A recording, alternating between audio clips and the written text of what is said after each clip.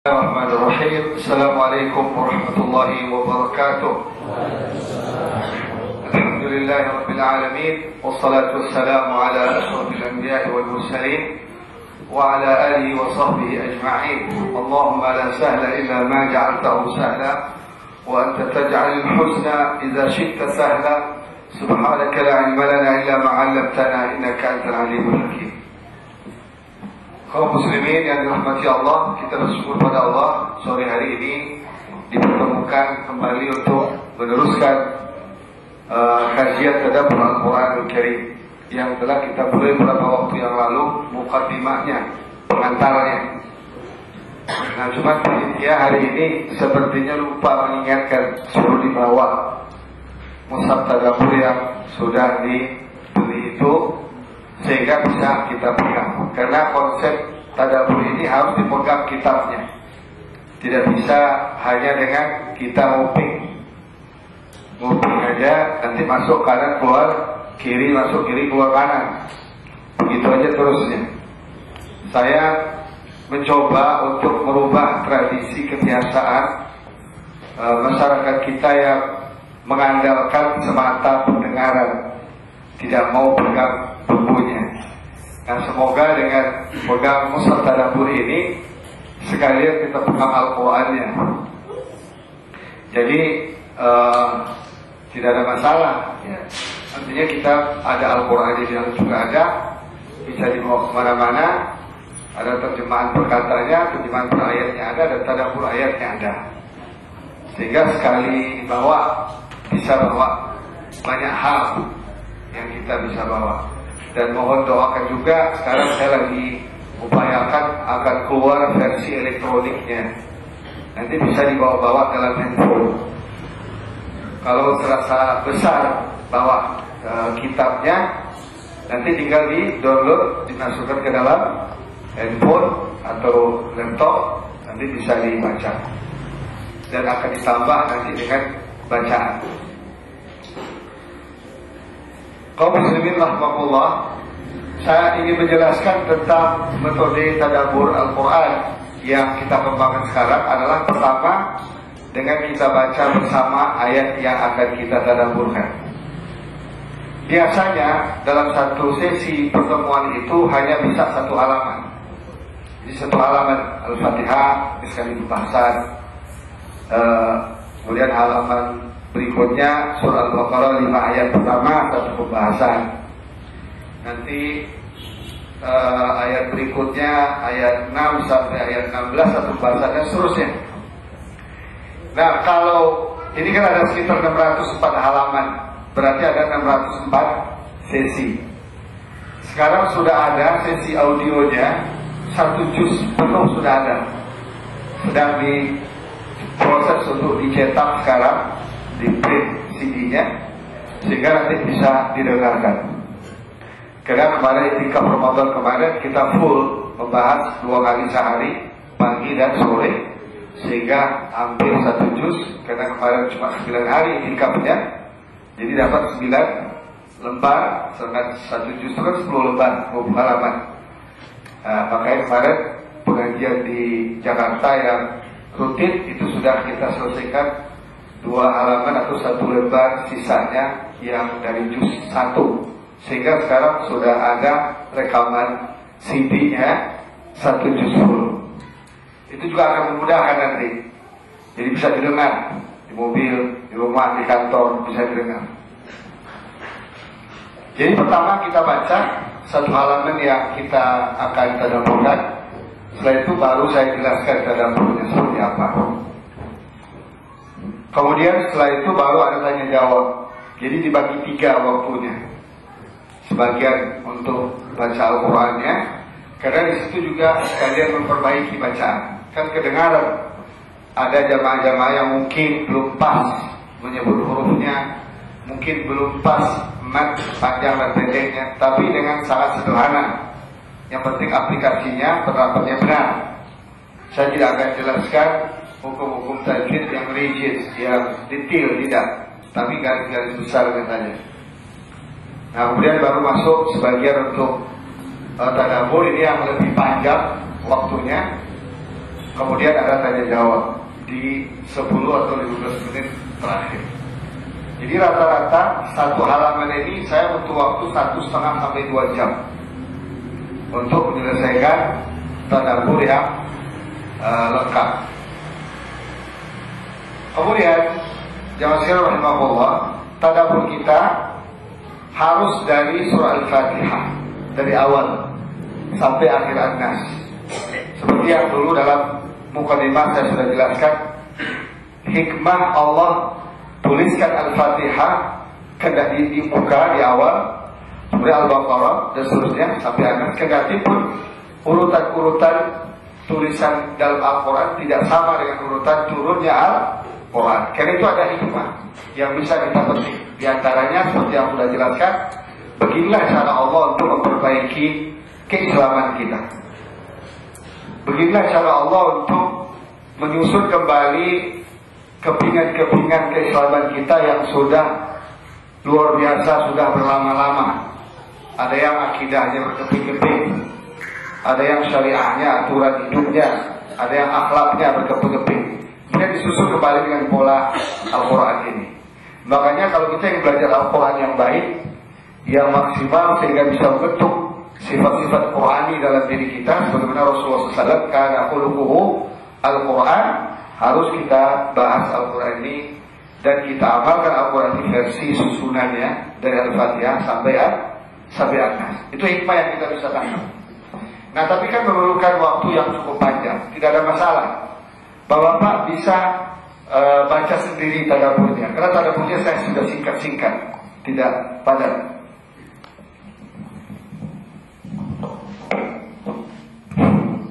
Jadi tadabburnya tidak padat, hanya singkat, tapi uraiannya yang kadang-kadang cukup lebih luas dari apa yang tertulis. Karena kalau ditulis semuanya akan menjadi berjilid-jilid. Sedangkan target kita dari mushaf tadabbur ini untuk membuka frekuensi diri kita, otak kita, perasaan kita kepada Al-Quran. Sehingga ketika frekuensinya nyambung, dari situlah nanti datang cinta kepada Al-Quran dan akan datang keinginan untuk membaca kitab-kitab tafsir yang lebih detail atau kitab-kitab lain yang diuraikan dari Al-Quran Al-Karim seperti kitab fikih, kitab akhlak dan sebagainya. Kaum muslimin rahimakumullah, itu kira-kira terkait dengan metode. Nah, saya berharap pengajian bersama saya ini hanya pemanasan saja. Karena 2 bulan sekali itu berapa lama baru selesai? Dia ada 604 halaman. Berarti perlu 208 bulan kan? 83 tahun lebih. Kalau mengandalkan kayak Lailatul Qadar aja. Kalau mengandalkan 2 bulan sekali. Tapi kalau kita rutin tadabburkan sehalaman sehari, itu perlu 2 tahun selesai. Kan 604 sekitar 2 tahun selesai. Tambah yang bolong-bolongnya kan, hari-hari malasnya, hari-hari sibuk ngitung duitnya. Kan ada juga tuh, sampai lupa Al-Quran, saking sibuk ngitung duit. Tapi kalau kita 1 lembar sehari, itu berarti 1 tahun selesai. Nah, begitulah kelipatannya. Jadi mudah. Tapi saya berharap jangan lebih dari 1 halaman sehari. Itu sudah cukup bagus. Karena tadabbur itu memerlukan konsentrasi berpikir, memerlukan kelapangan hati kita untuk menerima apa adanya Al-Quran. Jangan sampai ada protes dalam diri kita. Makanya tadabbur itu adalah kekuatan kombinasi antara kekuatan akal dan kekuatan hati. Akal untuk menalar ayat per ayat, kata per kata Al-Quran, sehingga kita paham apa yang dimaksudkan Allah. Hati untuk menerima apa yang dikatakan Allah itu. Jangan sampai ada tanda tanya. Kalau ada hati kita tanda tanya, kok begini amat sih Allah? Itu berarti itu belum nyambung frekuensinya. Karena orang beriman itu, idza du'a ilallahi wa rasuli, kalau dipanggil kepada Allah dan Rasulnya, ayaqulu sami'na wa ata'na. Mereka hanya berkata, kami dengar dan kami taati. Beda dengan orang Yahudi, mereka sami'na wa asaina. Kami dengar tapi kami dilanggar. Kayak di Indonesia, buat undang-undang untuk dilanggar, buat peraturan untuk dilanggar. Nah ini kayak Yahudi juga bangsa kita ini. Nah oleh karena itu, ya, saya berharap pengajian kita ini pemanasan saja bisa diteruskan. Apakah di majelis di masjid dekat rumah, apakah di keluarga, dengan apalagi kan ini dengan mudah sekali insya Allah. Ya, jadi satu Al-Quran ini lengkap, satu Al-Quran ini lengkap. Pegang satu dapat semuanya. Saya sengaja tidak buat beberapa jilid karena itu. Coba kalau udah beberapa jilid itu sudah memberikan image, wah besar benar kitabnya, ya kan tebal benar. Nah tapi kalau sudah kita buat cuma satu jilid masih mengatakan besar dan tebal, berarti hatinya bebal, ya kan, pikirannya yang sudah kusut, pikirannya yang sudah mampet itu tersumbat, ya kan, tidak bisa lagi diarahkan kepada memahami Al-Quranul Karim. Baik, sekarang saya akan baca, kita akan mulai dari Al-Fatihah. Jangan sekali insya Allah semua hafal Al-Fatihah insya Allah ya, nggak ada yang hafal. Nanti tinggal diikuti, saya baca, tinggal diikuti, habis itu kita tadabburkan. Nanti berapa menit maghrib jam berapa? 6 lewat berapa? 30 ya? 6.20. Tuh, maghrib aja ada 3 riwayat. Dan 25, 30, 20, tanggal 20 aja deh. Jadi sekitar jam 6 nanti kita stop, ya kan? Atau jam 6 kurang untuk tanya jawab sampai jam 6.15 atau jam 6.10. Kenapa? Karena siap-siap untuk wudhu dan sebagainya kan. Cukup waktunya insya Allah. Baik, sekarang kita mulai ya.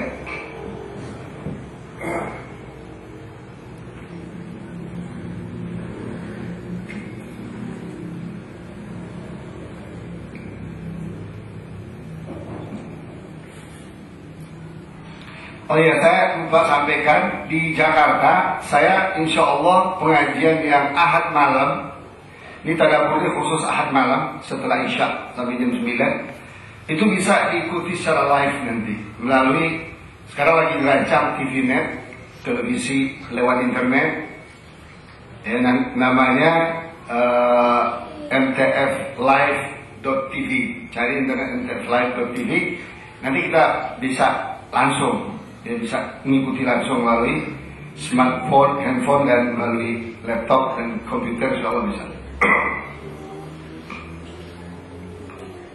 Tapi sekarang sudah masuk ke juz yang kedua. A'udzu billahi minasy syaithanir rajim. Ikutin Pak. Bismillahirrahmanirrahim. Bismillahirrahmanirrahim. Alhamdulillahi Rabbil alamin. Alhamdulillahi Rabbil alamin. Ar-Rahmanir Rahim. Ar-Rahmanir Rahim. Maliki Yawmiddin. Maliki Yawmiddin. Iyyaka na'budu wa iyyaka nasta'in. Iyyaka na'budu wa iyyaka nasta'in. Ihdinas siratal mustaqim. Ihdinas siratal mustaqim. Siratal ladzina an'amta 'alaihim ghairil maghdubi 'alaihim waladdallin.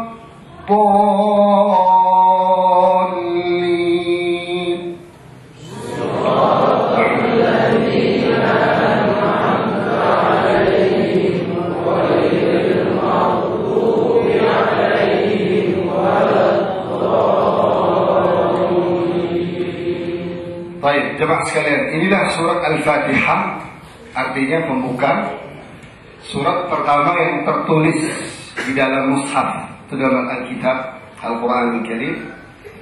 terdiri dari 7 ayat. 7 ayat. Ulama sepakat surat ini disebut dengan surat Makkiyah. Artinya dia diturunkan di Mekah. Semuanya, semua ayatnya diturunkan di Mekah. Karena salah satu ciri Al-Quran, ayat-ayat Al-Quran itu di Mekah itu bicara tentang masalah akidah, masalah tauhid, bicara masalah ibadah. Nah, surat Al-Fatihah ini kita akan buktikan, betapa Al-Fatihah ini sangat kita butuhkan dalam kehidupan. Dan dia yang kita butuhkan pertama kali sebelum yang lain-lain. Oleh karena itu Allah letakkan dia di pertama kali.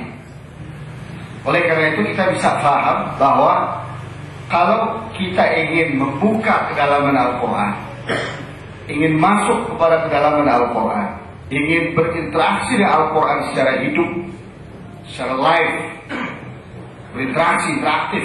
Quran bicara apa, kita bicara apa, Quran bicara apa, kita pahamnya apa, itu interaktif.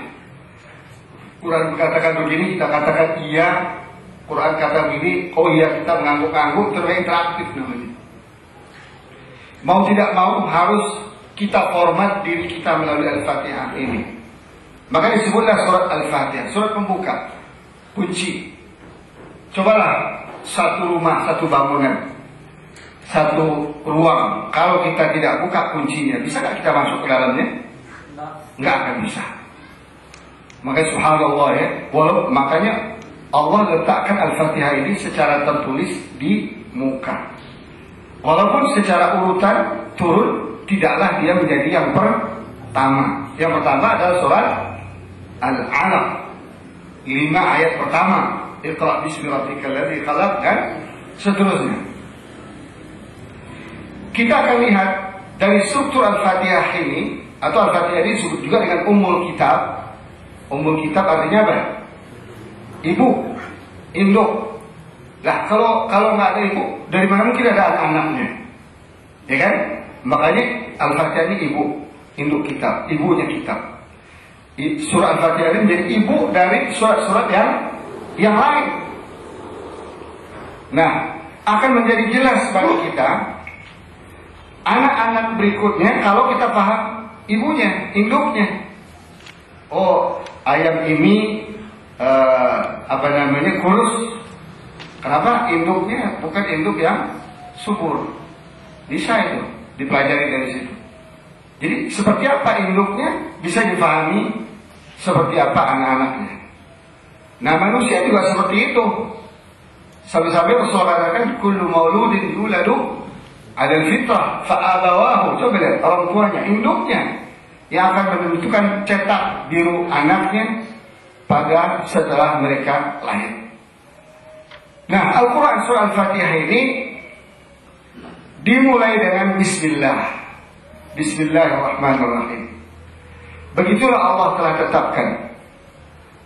Dalam pikiran kita, dalam nalar kita, dalam renungan kita, dalam tanya-tanya dari hati yang dalam kita, kenapa Bismillah didahulukan?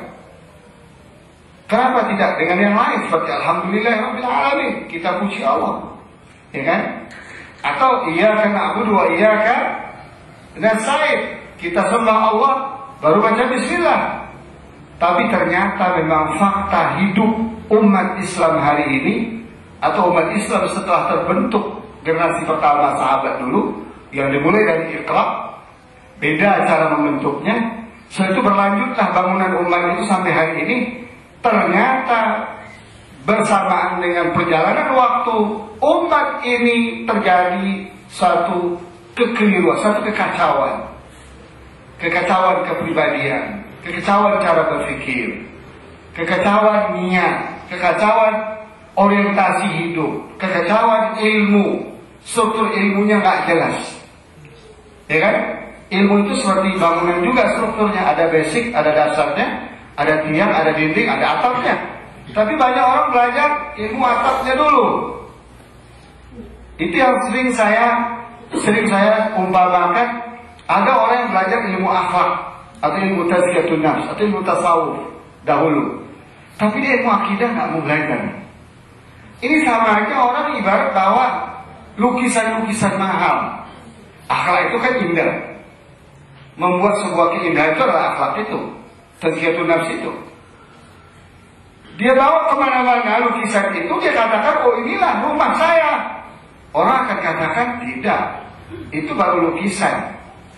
Karena lukisan itu letaknya di mana? Di mana letakkan lukisan? Di dinding. Dindingnya nggak ada, tiangnya nggak ada. Dari mana mau letakkan lukisan? Nah begitu juga ada orang yang bicara soal atap. Nah, sistem syariah itu kan atap yang akan melindungi bangunan itu daripada kehancuran dan kerobohan. Bicara soal syariat, harus tegak syariat, begini-gini. Tapi fondasi akidahnya juga nggak ada. Bagaimana mau menaruh atap kalau tidak ada tiang? Nah begitulah seterusnya. Dan ada juga orang bicara soal fondasi terus tidak pernah berkembang sampai kepada tiang, sampai kepada dinding, sampai kepada atap. Akhirnya nggak selesai-selesai juga bangunan. Nah oleh karena itu Allah Maha Tahu, jemaah sekalian rahimahullah. Allah Maha Tahu kerusakan pertama yang kita alami hari ini dan kemarin, dan juga yang akan datang setelah Quran Allah susun seperti ini. Pertama kerusakan kita pada niat. Ya kan? Coba kita lihat kehidupan umat kita hari ini. Persoalan niat menjadi masalah. Bukan persoalan mereka tidak kenal Allah. Umat itu semua kenal Allah. Coba tanya siapa Tuhan mereka. Pasti mereka jawab apa? Allah. Agama mereka kita tanya apa jawabannya? Islam. Nabi kita siapa? Muhammad sallallahu alaihi wasallam. Kiblat kita pasti mereka jawab Ka'bah. Berapa rukun Islam? Pasti mereka jawab 5. Berapa rukun 6? Pasti mereka jawab. Rukun iman berapa? Pasti mereka jawab 6. Cuma persoalannya di dalam memahami dan mengamalkan dalam diri pribadi terjadi satu kekacauan baik susunannya maupun bentuk hakikatnya. Baik susunan formalnya, ya 1, 2 abjadiyah, 1 ABCD-nya, maupun juga bentuk pemahamannya. Jangan-jangan pintu dia katakan jendela karena salah informasi. Ya, karpet dia katakan ini apa? Ya jangan dia katakan ikut lukisan karena ada warna-warninya. Ini karpet kan? Ya jangan atap dia katakan fondasi. Kenapa? Terjadi kekacauan informasi dalam belajar Islam karena tidak mengambil langsung dari Al-Quranul Karim, diputar-putar oleh kitab-kitab yang sudah jauh dari Al-Quranul Karim sehingga dia tidak pernah sampai kepada Al-Quranul Karim. Terjadilah kekacauan pemikiran, terjadilah kekacauan pemahaman, sehingga mengakibatkan kekacauan dalam praktek dan implementasi. Pertama kali Allah tekankan pada kita, wahai umat Islam, umat Nabi Muhammad yang meyakini Al-Quran sebagai petunjuk hidup di akhir zaman ini, kalian bermasalah dalam struktur keilmuan. Pertama kali masalah kan persoalan niat. Bismillah. Apa yang tergambar bagi kita kalau kita nyebut Bismillah? Apa yang tergambar? Apa yang tergambar kita Pak? Kalau kita lihat Bismillah, apa yang tergambar? Luruskan niat. Kita sedang meluruskan niat kepada Allah Subhanahu wa Ta'ala. Coba kita lihat sekarang. Nggak usah jadi anggota politisi, jadi pejabat.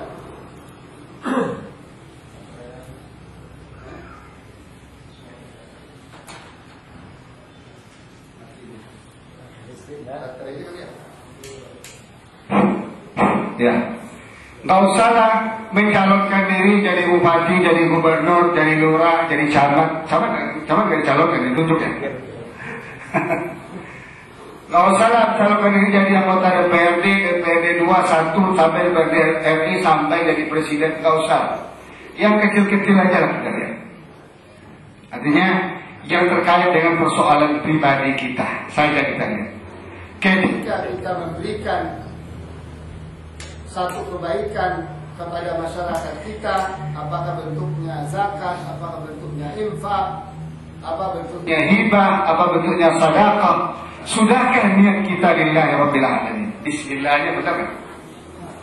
Ya kan? Banyak orang di antara kita mogok dia berinfak Kenapa? Karena tidak diumumkan nama dia. Banyak kan? Mogok dia. Berarti orang ini masalahnya apa? Masalah nih niat. Sebab masalah ibadah itu wa ma umiru illa liya'budullaha mukhlishina. Ada nggak ada orang kita berinfak sirran wa alaniyah, sembunyi-sembunyi depan orang kita berinfak, sembunyi berinfak, laila wa naharan, malam siang kita berinfak. Disebut atau tidak disebut, diumumkan tidak diumumkan. Bahkan yang lebih baik pada ma tunfiqu yaminuhu la ta'rifu shimaluhu. Apa yang diinfakkan tangan kanan, tangan kiri tidak usah tahu. Infak yang paling mahal kata Rasulullah ketika kita pelit, ketika uangnya sedikit. Tapi kita kadang-kadang janji sama Allah, ya Allah, kalau saya terima gaji baru saya infak. Ternyata meleset dari yang diharapkan. Bonusnya kurang, tahu bulan ini, kan jadi berinfak. Jadi Allah iming-iming sama dia. Ya kan? Kan kurang ajar itu kan. Allah yang diiming-iming, Allah yang iming-iming kita kan. Masalul ladina yunfiquna amwalahum fi sabilillahi kamathali habbatin ambatat sab'an sanabila fi kulli sunbulatin mi'atu habba. Allah yang ingin kita ini dibalik sama dia. Ini hamba yang kurang ajar, hamba yang tak tahu diri. Kenapa? Keikhlasannya hilang. Dia berhamba kepada manusia. Kita ambil lagi contoh baca Quran. Ada namanya musabaqat tilawatil Quran. Kita bukan mengkritik acaranya ya, ingat bukan mengkritik acara baik-baik aja. Tapi apa yang terjadi dalam acara itu niatnya sudah tergeser dari lillahi ta'ala kepada piala. Itu dapat piala. Ya, untuk dapat pujian orang. Oh itu Qori hebat, juara internasional. Hati-hati sama dia. Hati-hati sama dia. Qori juara. Begitu juga ketika kita menuntut ilmu, nggak usahlah ilmu umum, ilmu duniawi, ilmu syar'i saja susah jaga niat. Banyak di antara kita yang kita tahu niatnya akan dapat pujian orang. Hati-hati itu bokor. Doktor ilmu hadis, doktor ilmu usul fikih, doktor ilmu tafsir, doktor ilmu tauhid, doktor, hati-hati. Diundang orang ceramah, dia lihat dulu amplopnya, besar atau tidak. Ya kan? Dilihat saja berapa jamaahnya. Kalau cuma 5 orang saya nggak datang, ini kan doktor nih. Ya kan? Ini kan doktor nih, ngapain saya datang 5 orang 10 orang? Kalau nggak 1.500, kalau saya nggak mau datang. Itu yang terjadi sekarang. Ini apa persoalan apa semuanya ini? Persoalan niat. Ketika menuntut ilmu bukan karena Allah Subhanahu wa taala, tapi karena apa? Ingin dapat pujian sanjungan balasan dari manusia. Begitulah semua. Apalagi dagang, jelas lah niat mencari duit tidak. Mana ada? Coba jarang orang kita dagang niat menjalankan perintah Allah itu jarang. Karena akan berbeda style seorang orang berdagang karena Allah dengan berdagang karena duit itu akan berbeda. Orang berdagang karena Allah dia hati-hati, tidak akan mau berdagang dari modal yang haram, dari pinjaman bank yang riba. Kalau mau dia, bagaimana ibadah campur baur dengan maksiat? Bagaimana mungkin? Kalau dagang itu ibadah, mana mungkin bisa dicampur dengan uang yang pinjam dari bank konvensional itu haram. Riba haram. Nanti kita pelajari. Dosa riba yang paling kecil kata Rasulullah seperti orang yang menzinai ibunya. Itu dosa riba yang paling kecil. La'anallahu riba, la'anallahu akilar riba, wa katibahu wa muwakkilahu. Allah melaknat orang yang makan riba, dari hasil itu dia makan. Melaknat juga juru tulisnya, administrasinya itu dilaknat juga, dan broker-brokernya, marketing-marketingnya. Itu juga dilaknat oleh Allah. Nah sekarang kita dagang dengan itu. Kita katakan kita dagang karena Allah. Bohong kita, bohong. Kalau kita benar dagang karena Allah Ta'ala, tidak mungkin kita mau mengambil sumber dana-dana yang haram itu. Tidak mungkin kita mau cari proyek pemerintah itu dengan sogok riswah, dengan sogok menyogok pejabat itu. Karena Allah Rasulullah mengatakan la'anallahu rasyid wal murtasyid. Allah melaknat orang yang memberi sogok dan yang memakan menerima sogok.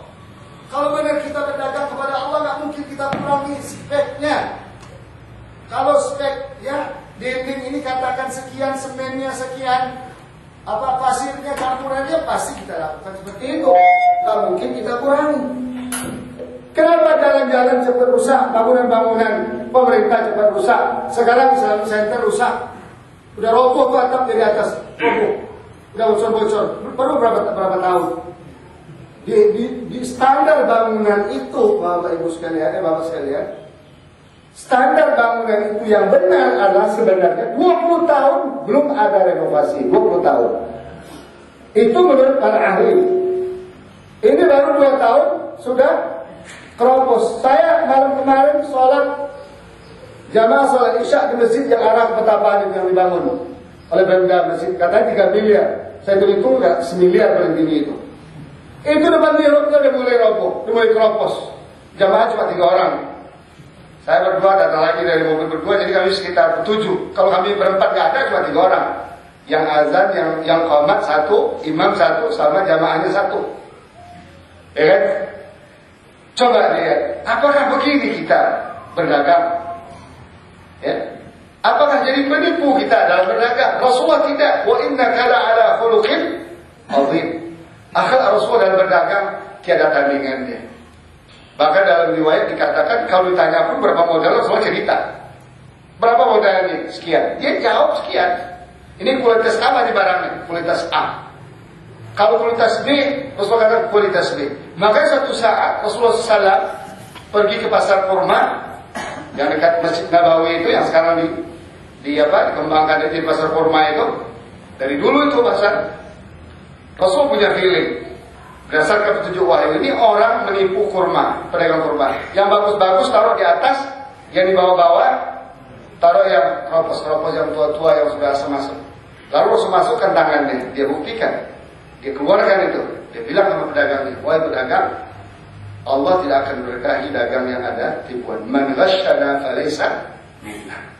Siapa yang menipu dalam berdagang, dia bukan dari umat kami. Coba ancam Rasulullah SAW. Dulu umat Nabi Syuaib dijelaskan oleh Al-Quran dihancurkan. Kenapa? Karena mereka tidak mau menepati janji dalam berdagang. Takaran tidak pernah dipenuhi, sukatan tidak pernah dipenuhi, timbangan tidak pernah dipenuhi, kualitas tidak pernah dipenuhi. Lalu Allah hancurkan bangsa ini. Coba lihat. Bahkan Allah janji kepada orang curang seperti ini, neraka wailul lil mutaffifin alladzina idza talu 'ala an-nasi yastawfun wa idza kaluhum aw wazanuhum yukhsirun. Kalau saja dia membeli, dia minta tambah, kurang dong, tambahin lagi, tambahin. Tapi kalau posisi dia menjual, dia kurang-kurang itu timbangan dan kualitas. Nah, oleh karena itu kaum muslimin rahimahullah, persoalan umat kita yang paling besar hari ini bukan persoalan mereka tidak kenal Islam, mereka tidak kenal Allah. Mereka sudah kenal Allah, tapi dalam mengenal Allah mungkin tidak sempurna, mungkin tidak mendasar, mungkin tidak detil, sehingga tidak lahir keikhlasan dalam hidup ini. Padahal komitmen setiap hari dibaca 17 kali, inna salati wa nusuki wa mahyaya wa mati lillahi rabbil alamin. 5 kali dibaca minimal. Dan komitmen bismillah ini 17 kali dibaca. Karena bismillah ini bagian dari Al-Fatihah. La salata liman lam yaqra' bi Fatihatil kitab. Rasulullah tidak diterima salat yang tidak baca Al-Fatihah. Maka bismillah. Bahkan bismillah ini dimasukkan Allah kepada semua surat sampai 114 surat kecuali surat yang ke-9. Surat Bara'ah atau surat At-Taubah.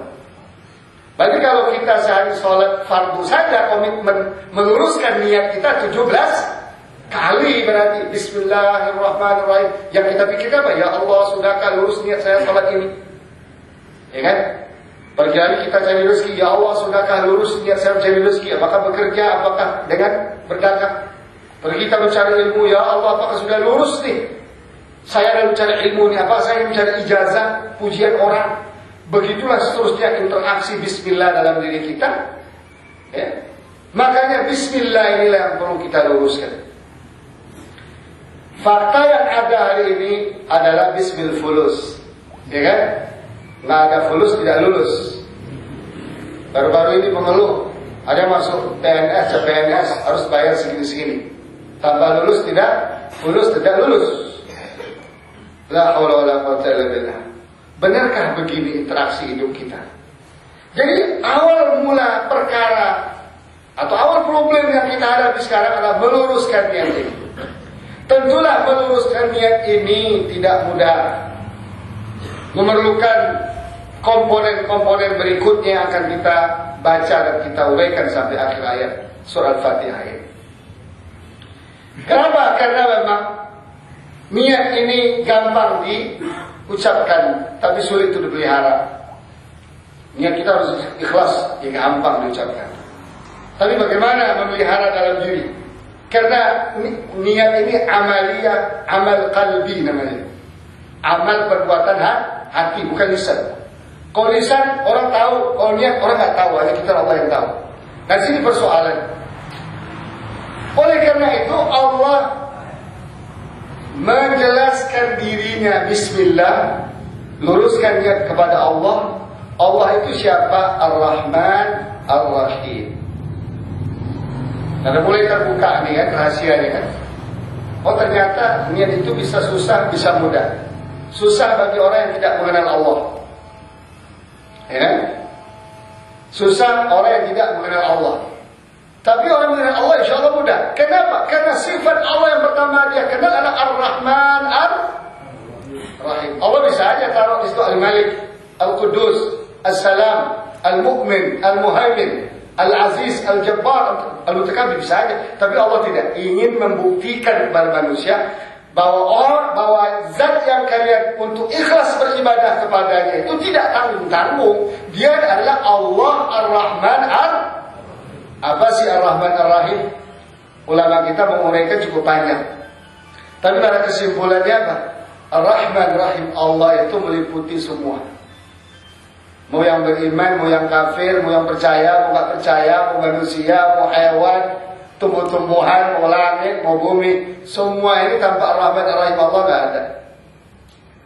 Kita ambil contoh kita manusia.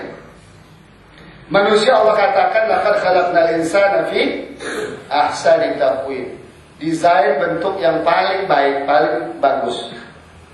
Walladzi yusawwirukum fil arham kaifa yasha. Allah yang mendesain bentuk kita dalam perut ibu kita sesuai yang dikehendaki, ahsani taqwim. Luar biasa bentuk. Itu baru dari segi bentuk.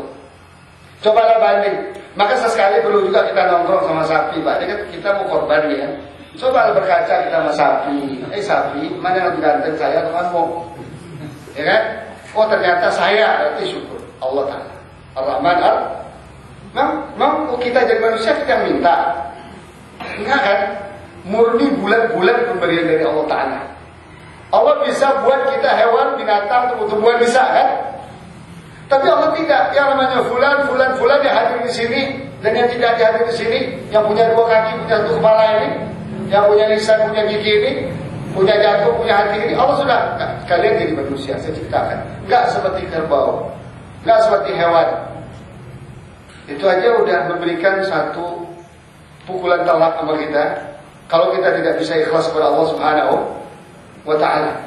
Coba kalau Allah jadikan kita monyet, lebih dahsyat lagi. Kunu qiradatan khasiin, sebagaimana sebagian umat Bani Israel diciptakan Allah jadi dulu banyak monyet. Lebih dahsyat lagi kita. Allah jadikan kita babi, anjing. Na'udzubillah ya. Nah, dengan kita jadikan manusia seperti ini, itu sudah cukup jadi pintu bagi kita untuk menjaga niat kita kepada Allah. Nggak pantaslah kita sekutukan Allah dalam niat itu dengan yang lain-lain. Saya sekutukan dengan atasan saya. Siapa sih atasan saya bandingkan Allah? Makanya jangan takut sama atasan. Kalau hak, ya kan? Kita takut kalau batil kan? Tapi kalau hak jangan takut. Oh ini sama orang tua kita. Apa sih orang tua kita banding Allah Ta'ala? Kalau bukan karena perintah Allah Ta'ala kita berbuat baik pada orang tua, kita tidak mau berbuat baik. Tidak pantas. Apalagi manusia biasa, ya kan? Cuma karena Allah yang mengatakan anishkurli wali walidayk, bersyukurlah kamu kepada saya dan kepada kedua orang tuamu, berarti mengikuti perintah Allah. Itulah ibadah, pahala. Kalau tidak ada perintah Allah, tidak mau kita. Karena manusia ini tidak pantas sama sekali untuk diibadahi, untuk disyukuri, untuk dipuji-puji, tidak pantas. Kecuali yang disebut dan perintahkan Allah Ta'ala pada orang tua kita, pada Nabi Muhammad SAW. Itu kena perintah Allah Ta'ala. Inna Allah wa malaikatahu yusalluna ala Nabi, ya ayyuhalladzina amanu sallu alaihi wa sallimu taslima. Kalau Allah tidak perintahkan kita untuk berselawat pada Nabi, kita tidak akan mau berselawat pada Nabi. Karena Nabi Muhammad manusia biasa. Wa ma Muhammadun illa rasul. Cuma bedanya dia seorang rasul. Innama ana basyarun mithlukum, kata Rasulullah. Saya ini manusia seperti biasa, seperti kamu juga. Nah, oleh karena itu kaum muslimin rahimahullah, ingat Ar-Rahman Ar-Rahim Allah. Pertama kali apa? Kita dijadikan makhluk manusia yang sangat mulia, sangat luar biasa, fisik, fisikis, jantung, hati, otak, segala macam, luar biasa. Baik penciptaan fisik kita luar biasa, sangat berbeda dengan makhluk yang lain. Bahkan manusia ini Allah katakan walaqad karramna bani Adam. Kami telah muliakan Bani Adam, itu anak manusia itu. Wa hamalnahu fil barri wal bahr. Kami beri mereka kemampuan untuk hidup di atas bumi dan di lautan. Coba kalau Allah nggak kasih kita kemampuan hidup di bumi, susah kita, Pak. Contoh, Allah nggak kasih air aja kita, mati kita. Ya kan? Di laut, coba kalau nggak diberi kemampuan kita buat kapal, buat perahu layar, buat mesin, mati kita, terombang ambing. Karena Allah sudah buat 60% bumi ini adalah air. Laut, air, berarti perlu transportasi kan, antara satu tempat ke tempat yang lain. Kalau Allah tidak beri kemampuan kita, nggak mungkin kita bisa hidup di atas laut itu. Dulu orang tua kita pergi ke Mekah, nggak pakai pesawat, pakai kapal, sebulan 40 hari terombang ambing di laut lepas. Kalau bukan karena rahmat Allah, nggak akan sampai ke sana. Nah, ini yang pertama kali yang kita rasakan Ar-Rahman Ar-Rahim Allah pada kita. Yang kedua, Ar-Rahman Ar-Rahim Allah Ta'ala sudah dijadikan manusia, dipilih pula lagi Islam jadi agama kita. Karena tidak semua manusia ini Allah pilih jadi muslim. Sekarang jumlah manusia di atas bumi 7 miliar, Pak. Yang muslim cuma 1,2-1,3 miliar. Itu sekitar 20%. Coba lihat, 20% cuma yang dipilih Allah yang mau mengucap syahadat asyhadu an la ilaha illallah wa asyhadu anna. Coba kalau kita udah manusia tapi seperti Bill Gates, kaya tapi kafir, seperti Barack Obama, penguasa tapi kafir, mau apa kita? Mau apa kita? Gak bisa ngapa-ngapain, gak punya prospek hidup. Artinya apa? Gak bakal masuk surga selama dia kafir. Enggak bakal masuk surga. Innal ladzina kafaru min ahlil kitab wal musyrikin, di mana mereka? Fi nari jahannam khalidina fiha. Enggak punya prospek hidupnya, Pak. Jadi kalau kita bicara prospek, jangan ikutin prospek pedagang, Pak, terlalu kecil, untung sekian, kecil itu. Prospek kita sekarang mau surga. Faman zuhzi'a 'anil nar wa udkhila al-jannata faqad faz. Siapa yang hari itu dijauhkan dari neraka dan masuk ke dalam surga, itulah orang yang sukses. Kesana kita punya prospeknya, kita masuk surga. Punya, alhamdulillah kita sudah mukmin, sudah bersyahadat, sudah mengaku Muhammad Rasulullah, sudah mengaku Allah Rabbuna. Raditu billahi rabba wa bil Islam dina wa bi Muhammadin nabiyyan wa rasulah. Cuma belum ada jaminan. Belum ada jaminan. Kalau hanya sampai di sini, kalau tidak di follow up menjadi seorang muslim yang taat, menjadi seorang muslim yang bertakwa kepada Allah, karena surga itu hanya uiddat lil muttaqin. Kita juga nggak punya prospek juga jadinya. Makanya jangan sampai peluang besar yang Allah ciptakan, keberuntungan kita dunia akhirat ini lepas dari tangan kita. Akhirnya kita sama nasib orang kafir. Tapi kita insya Allah tidak. Buktinya kita pilih sekolah anak kita sekolah Islam. Kita mau mengikuti pengajian-pengajian. Itu berarti kita ingin ambil prospek itu kan. Berarti kita bersyukur dong. Banding orang-orang lain, duitnya banyak, berjuta-juta, bermiliar-miliar, anaknya sekolah di Amerika, sekolah di Australia, sekolah nggak jelas sekolahnya. Hatta di Indonesia sendiri nggak jelas sekolahnya. Sekolah di Trisakti, sekolah di ITB, sekolah nggak jelas, nggak jelas. Alhamdulillah Pak, anak saya tahun kemarin terima di UI PMDK perempuan, karena nilainya 10 rata-rata ambil. Selama 3 tahun itu kelas 1, 2, 3 SMA itu ambil 10 rata-rata. Saya sedih. Kenapa? Karena pilihannya UI. Ambil teknologi di situ, desain, Saya dalam pikiran saya belajar desain itu tidak bawa prospek masuk surga. Iya kan? Ada nggak syarat masuk surga kita jadi desainer? Ada nggak? Jadi arsitek? Ada nggak? Nggak ada. Nanti malaikat juga nggak ada pertanyaan itu dalam buku. Nggak ada. Apa profesimu? Oh saya desainer, saya arsitek. Lolos. Begitu nggak malaikat? Nggak ada. Yang ditanya di kuburan apa? Marabuka, wa ma nabiyuka, wa ma dinuka, wa ma kitabuka. Itu yang ditanya kan? Berarti nggak punya prospek dong. Di luar itu nggak ada prospek. Lalu saya rayu-rayu anak saya lobby lama-lama saya belok-belokin survei beberapa sekolah tahfiz.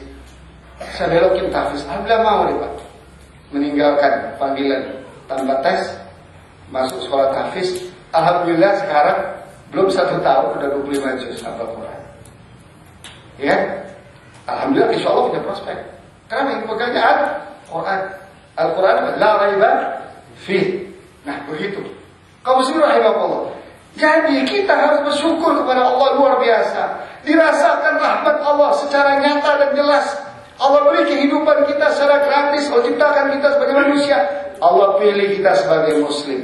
Oleh karena itu jangan berhenti ketika kita jadi muslim saja. Teruskan upaya ikhtiar itu dengan thalabul ilmi, mencari ilmu. Baca itu Al-Quran, fahami itu Al-Quran. Baca hadis, fahami hadis, amalkan. Kalau kita tidak mampu, tanya sama orang-orang yang faham. Beli itu, miliki itu, alat-alat yang sudah serba canggih sekarang ini. Tentang tafsir, tentang Quran, tentang sunnah, tentang fikih, tentang... Tinggal kita manfaatkan peluang itu. Disitulah akan terasa nanti Ar-Rahman, Ar-Rahim ya Allah Ta'ala. Tapi kalau kita berhenti, udah jadi manusia berhenti. Apalagi kan? Udah jadi manusia muslim berhenti. Tidak mau. Makanya Rasulullah SAW mengatakan, talabul ilmi faridatun ala kulli muslimin wa muslimah. Utlubul ilma minal mahdi ilal lahdi. Gak ada batasnya kita nuntut ilmu. Orang dokter gak nuntut ilmu, keliru dia. Bukan umat Nabi Muhammad SAW. Umat Nabi Muhammad SAW adalah umat yang nuntut ilmu dari kecil sampai mati. Bahkan Rasulullah SAW dalam sebuah hadis menjelaskan syarat dimudahkan masuk surga adalah ilmu. Tidak ada beda antara seorang dan yang lain. Semua harus ada ilmu. Rasulullah mengatakan man salaka tariqan yaltamisu fihi ilman sahhalallahu lahu bihi tariqan ilal jannah. Coba lihat. Siapa yang mengeluarkan langkah kaki dari rumah? Dari rumah itu keluar melangkahkan kaki ke tadi kita ke satu tempat sini. Ya. Dengan niat apa? Cari ilmu. Ilmu Allah, ilmu syar'i. Ya. Allah mudahkan langkahnya kita ke surga. Ini semua kaum muslimin rahimahullah yang kita dapat ini murni dari Allah Ar-Rahman Makanya pantaslah kita masuk ayat kedua, alhamdulillahi rabbil alamin. Segala puja dan puji hanya milik Allah. Tidak ada lagi yang berhak kita puja. Diri kita tidak berhak kita puja, ilmu kita tidak berhak kita puji, kedudukan kita, harta kita, keturunan kita, tidak ada yang berhak kita puji kecuali alhamdulillah. Alhamdulillah ini menurut ulama tafsir lil istighraq, mencakup semua puja dan puji, mau besar, mau kecil, mau di bumi, mau di langit. Makanya Allah apa? Walillahil hamdu fis samawati wa fil ardh. Allah terpuji di langit dan di bumi. Kenapa? Karena sifat Ar-Rahman Ar-Rahim. Sayang kalau kita umat Islam tidak mau memuji Allah, bersyukur kepada Allah. Memuji artinya bersyukur. Ulama sudah menjelaskan syukur ada 3 rukunnya. Pertama al-lisan. Ucapkan dengan lisan alhamdulillahi rabbil alamin. Yang kedua syukrul qalbi. Rasakan dari hati yang dalam bahwa semua yang kita nikmati ini sekarang murni pemberian Allah. Tidak ada diri kita atau orang lain yang terlibat sedikit pun di dalamnya. Ini yang diajarkan Rasulullah SAW dalam doa pagi dan sore. Allahumma ma amsabi min ni'matin. Karena kita sore kan. Allahumma ma asbahabi min ni'matin. Kalau kita pagi kan. Karena sore. Allahumma amsabi min ni'matin. Ya Allah, tidak ada satu nikmat yang kau berikan kepada saya sore hari ini. Ya. Au bi ahadin min khalqik. Atau kepada siapa saja dari makhlukmu. Bukan hanya kepada saya. Dan Allah bersabi menyatakan, "Faminka wahdaka." Hanya dari engkau sajalah ya Allah. Tidak ada orang campur tangan. Makanya kita jangan seperti orang yang, wah itu orang nggak pandai berbuat balas budi, nggak pandai mengenang jasa. Nggak perlu dibanding, diingat jasa kita itu. Nggak ada apa-apanya dibanding jasa Allah Ta'ala. Nggak perlu diingat itu jasa kita, peranan kita. Serahkan semua kepada Allah, biar Allah yang balas. Luruskan niat kita.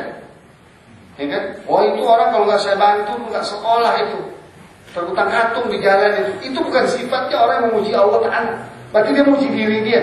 Tidak ada. Cuma Allah berdasarkan rahmat rahimnya melalui kita, agar kita dapat pahala, agar kita dapat kebaikan.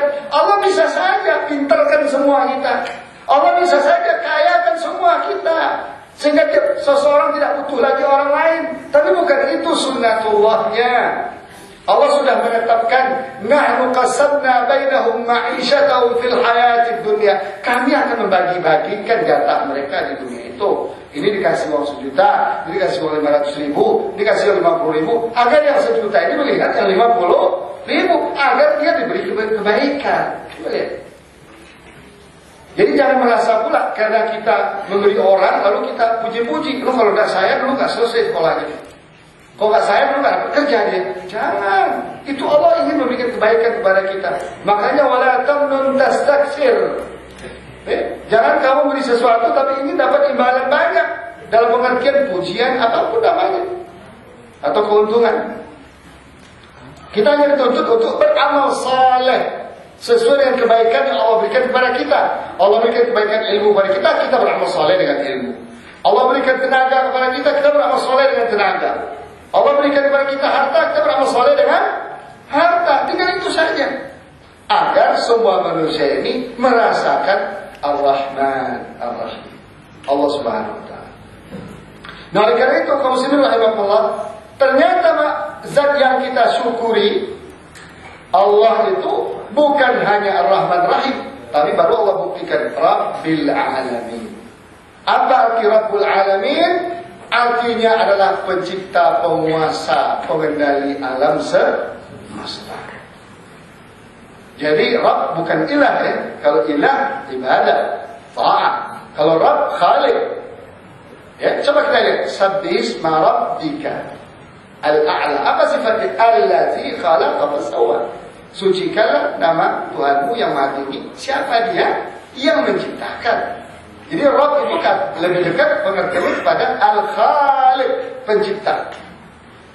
Ternyata Allah gak tanggung-tanggung, pencipta alam semesta. Belum ada kita puji dong. Udah Ar-Rahman Ar-Rahim, tanpa kita minta dia kasih. Ar-Rahman Ar-Rahim itu kan begitu kan? Tanpa kita minta dia kasih. Kita minta 5 dikasih 1.000. Ya. Kita minta 2 dikasih 1 juta. Contohnya, ini umur kita nih, kehidupan kita dunia ini gak kita minta ini. Berapa nilainya sih? Gak ternilai harganya. Sekarang orang kalau ginjalnya rusak, berapa Pak yang gantinya? Jantungnya rusak, berapa ganti? Matanya rusak, 1, berapa ganti? Paru-parunya rusak, berapa ganti? Wah, livernya rusak, pankreasnya rusak, berapa ganti? Gak ternilai. Ya, gak ternilai, makanya jangan coba menilai-nilai kebaikan Allah. Tidak akan bisa. Ya, tidak akan bisa. Nah, oleh karena itu puji yang kita lantunkan kepada Allah tadi melalui lisan, melalui hati, syukur melalui lisan, melalui hati, melalui perbuatan, itulah semaksimal yang bisa kita lakukan. Belum sama sekali imbang dengan nikmat yang Allah berikan kepada kita. Apalagi nanti nikmat surga yang la ainun ra'at wala uzunun sami'at wala khatara bi bali ahadikum. Nggak pernah terlihat terbayang oleh mata kita, terlihat oleh mata kita, terbayang oleh hati kita, terdengar oleh telinga kita, fasilitas surga yang luar biasa. Nah, oleh karena itu kaum muslimin rahimahullah, Allah ulang kembali, ingat, saya ini Ar-Rahman Ar-Rahim, ayat yang ke-3. Pertama Allah kata Bismillahirrahmanirrahim, luruskan niat kalian kepada saya Allah Ar-Rahman Ar-Rahim, yang memberi kalian tanpa batas yang luar biasa. Wa in ta'uddu ni'matallahi la tuhsuha. Kalau kalian hitung nikmat Allah, enggak bakal bisa hitung. Enggak usah dihitung, disyukuri aja. semaksimal yang kita bisa. Kemudian puji saya, kata Allah, karena saya yang berhak kalian puji melalui lisan, perbuatan dan hati. Kemudian apa? Saya ini Rabbul Alamin, pantas kalian puji. Ya, selain saya, hamba saya. Berarti kalau kalian memuji hamba saya, kalian menyekutukan saya dalam pujian. Tidak boleh menyekutukan Allah dalam apapun. Makanya bentuknya la ilaha. Tidak ada ilah al-ma'bud fi haqqin illa Allah subhanahu wa ta'ala. Ar-Rahman Ar-Rahim. Tadi sudah kita jelaskan. Tapi yang jelas Allah ulang 2 kali di sini mengapit Rabbul Alamin. Para ulama menjelaskan disinilah keharusan kita untuk mentauhidkan Allah dalam asma wa sifatnya, dalam nama-namanya, mentauhidkan Allah dalam rububiyahnya. Artinya rububiyah apa? Perbuatan dan af'alnya. Jadi jangan pula, oh ini orang sembuh karena dokter. Tidak ada tuh. Karena Allah itu sembuhnya. Dokter hanya beramal saja, berikhtiar saja. Banyak orang nggak pernah sembuh, kan? Kalau karena dokter sembuh berarti setiap orang diobati pasti sembuh. Tapi bertahun-tahun orang nggak sembuh-sembuh. Oh ini karena hebat guru nih, dia bisa berilmu. Tidak. Guru itu hanya wasilah saja. Amal saja. Semua dari Allah Ta'ala. Makanya Allahumma la mani'a lima a'taita wa la mani'a lima, Allahumma la mani'a lima a'taita wa la mu'tiya lima mana'ta. Coba lihat. Nggak akan ada yang bisa memberi Allah yang Allah larang. Tidak akan bisa yang melarang apa yang Allah beri. Semua dari Allah Subhanahu wa Ta'ala. Kemudian kaum muslimin rahimahullah, teruskan ayat keempat, Maliki Yaumiddin. Lompat jauh sekali ya dari bercerita Allah tentang kita hidup di dunia harus mentauhidkannya pada nama, pada rububiyah. Kita harus memuji Allah, harus meluruskannya kepada Allah. Kalau lompat Maliki Yaumiddin. Maliki Yaumiddin itu artinya apa? Raja pada hari pembalasan. Ad-din di sini artinya pembalasan. Raja pada hari perhitungan. Raja pada hari kiamat. Raja pada hari mahsyar. Raja akhirat. Itu maksudnya Maliki Yaumiddin. Kok lompat ke sana? Tadi saya sudah jelaskan. Kalau bicara prospek, prospeknya ke sana. Ya, karena nanti kalau sekarang orang bisa ngeles. Ada pengacara bisa menang, walaupun salah. Ada kata meleceh, ya, bisa menang, walaupun salah. Ya kan? Pandai sedikit nipu, bayar sana sini, bisa menang, walaupun curang. Tapi nanti nggak bisa. Allah Maha Adil, Alaihissallahu bi'ahkamil hakimin. Yang bicara kita sendiri. Al-yawma nakhtimu ala afwahihim wa tukallimuna aydihim wa tashhadu arjuluhum bima kanu. Yang jadi saksi kita sendiri, yang melakukan dulu kita sendiri. Allah udah buat seperti itu desainnya. Sebab kalau dipanggil orang bisa ewo nih, malu-malu, segan-segan kan? Nggak enak aja seperti dunia ini kan? Nggak enak. Oh, disuruh aja yang melakukan ngaku sendiri. Nanti lima antaktum alaina. Kenapa kalian bicara? Mereka jawab, nanti kulit akan jawab. Qalu antaqana Allah alladhi antaqa kulla syai'. Allah yang membuat kami bisa bicara. Mau berarti. Makanya adil. Itu ada luar biasa di akhirat nanti. Nah, oleh karena itu yang perlu kita pikirkan ketika kita di dunia ini adalah nanti, bukan sekarang, bukan yang lalu. Nantinya itu kapan? Bukan tamat kuliah, bukan dapat pekerjaan, bukan setelah jadi pejabat, bukan setelah pensiun. Bukan, nanti Maliki Yaumiddin, ada satu hari semua orang akan dibalas berdasarkan amalnya, berdasarkan i'tikadnya, berdasarkan niatnya. In khairan fa khairun, in syarran fa syarrun. Kalau baik dibalas baik, kalau buruk dibalas buruk. Sudah titik. Nggak ada lagi kapling ketiga di sana. Fariqun fil jannah wa fariqun fis sa'ir. Sekelompok yang baik-baik akan masukkan ke surga, sekelompok yang buruk-buruk di mata Allah akan masuk neraka. Dua saja. Nggak ada pilihan. Karena kita sudah memilih sekarang. Karena kita sudah diberi Allah kemampuan memilih sekarang. Itulah pilihan kita nanti. Makanya selalu saya ingatkan jemaah sekalian rahimahullah. Tatap masa depan kita kemana arahnya? Surga atau neraka? Harus tahu kita. Jangan-jangan perasaannya doang kita ke surga, perasaannya doang kan. Kayak orang makan Indomie kan, perasaan makan kari sapi kan, kari ayam. Ayamnya dimakan orang lain. Dia rasa doang makan, kan bumbu-bumbu doang yang makan, penyedap doang. Dia tipu terus sama kimia-kimia itu. Akhirnya sakit, kena usus, kena kanker usus. Begitu juga Gak sedikit di antara umat kita perasaannya ingin masuk surga, tapi ternyata jalan yang ditempuh jalan neraka. Dia menjadi pejabat penipu. Dia jadi pengusaha penipu curang. Ya kan? Jadi anak durhaka pada orang tua. Jadi orang tua yang curang. Dia nggak menunaikan hak-hak anak dan istrinya. Jadi tetangga yang kerok perusak. Bukannya menyampaikan kebaikan bertetangga, tapi dia menjadi masalah bagi tetangga.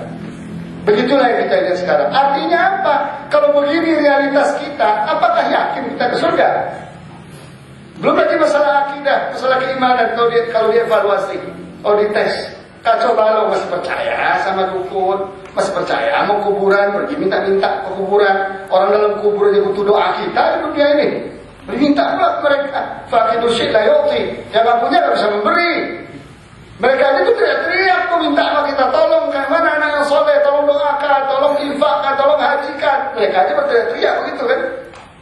Masa kita minta pada orang yang lagi kebakaran? Mana mungkin dia bisa menyelamatkan dirinya? Nggak mungkin. Nah, banyaklah persoalan-persoalan. Gaya hidup, cara hidup kita yang arahnya ke neraka, perasaan doang ke surga. Karena kita dapat keturunan, pemberian, gratis pemberian. Karena Rasulullah sudah menetapkan, bagi seorang mukmin melahirkan anak otomatis dapat KTP, langsung dapat KTP. Agama Islam, langsung dapat KTP. Dia pegang terus KTP. Ternyata malaikat nggak pernah nanya KTP nanti. Kalau polisi nanya KTP, itu malaikat dalam kubur nggak pernah nanya KTP. Mau pakai KTP kayak di dunia, mau elektronik, kayak mau kertas fotokopi, kayak warna hitam putih, no problem. Ya kan? Makanya nggak perlu mahal-mahal tuh buat KTP, jangan korupsi aja. Nah, beginilah saudara.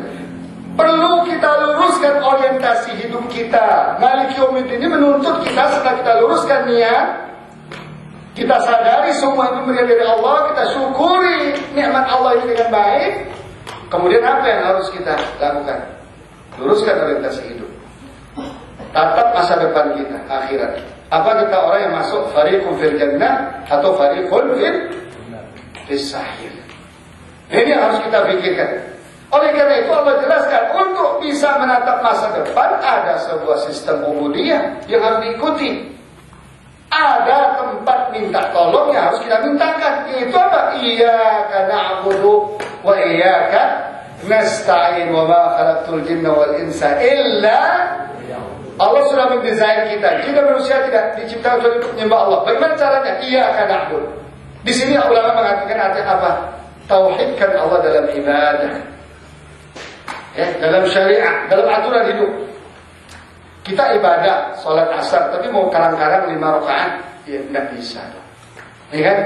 Kita sholat 5 kali, tapi kadang cuma 3 kali sholat, ini nggak bisa. Kalau kita iyaka, di sini ulama menjelaskan, mendahulukan iyaka, maf'ulun bih, itu menunjukkan apa? Takhsis, hanya kepada Allah kita beribadah, dan hanya kepada Allah kita minta tolong. Maka Rasulullah mengajarkan mereka, Allahumma inna ala dzikrika wa syukrika wa husni ibadatik. Tolong ya Allah, tolong. Tanpa pertolonganmu, oke, sekarang kita sudah berada dalam Islam, oke, dalam iman, oke. Tapi tanpa pertolonganmu kami tidak akan bisa tahu Islam ini seperti apa. Tidak akan bisa mengamalkan Islam ini seperti apa pengamalannya. Ya, tidak akan bisa beribadah kepada Allah dengan haqqal ibadah, baik teori maupun tata caranya dan niatnya. Tidak bisa, semua minta pertolongan kepada Allah Ta'ala. Makanya banyak-banyaklah minta pertolongan. Iyyaka na'budu wa iyyaka nasta'in. Hanya Allah yang kita sembah. Artinya hanya Allah kita taati. Kalau ada di dunia ini 2 pilihan, yang satu Allah ridho, yang satu Allah murka, kita pilih yang mana? Allah ridho kita pilih. Walaupun seluruh umat manusia murka, walaupun seluruh umat manusia murka, walaupun dipenggal leher kita, dicincang-cincang badan kita akan memilih ridho Allah Subhanahu. Sebagaimana dilakukan oleh Bilal bin Rabah, sahabat-sahabat. Kemudian dilakukan oleh Ammar bin Yasir dan sebagainya. Sepanjang sejarah Islam penuh dengan cobaan-cobaan seperti itu. Karena kadang-kadang kita nggak lepas dari 2 pilihan itu. Setan mengajak kita ke neraka, Allah ingin mengajak kita ke surga. Persoalannya di situ, pertarungannya di situ. Kayak sekarang Miss World ini ya, Miswak kan ajaran setan itu. Kita berteriak-teriak di Jakarta, kita lawan, habis-habisan alhamdulillah batal di Jakarta, tapi Bali nggak bisa.